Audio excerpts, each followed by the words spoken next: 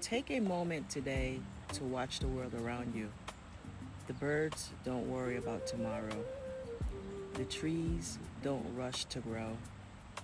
And the flowers bloom without comparing themselves to anything else.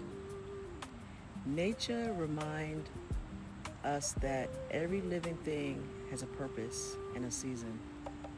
Think about that. Animals teach us loyalty, resilience, patience, and unconditional love. They don't judge us by our past, our mistakes, or our appearance. They simply live, adapt, and keep moving forward. Why can't we do the same thing? When life feels overwhelming, step outside, listen to the wind, watch the clouds drift by, or notice a squirrel gathering food or a butterfly landing on a flower.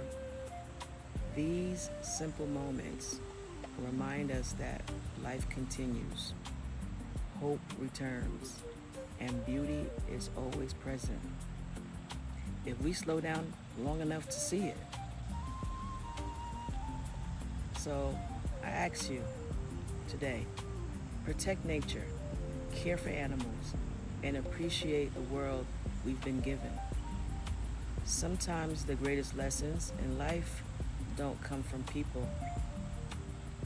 They come from the quiet wisdom of the natural world.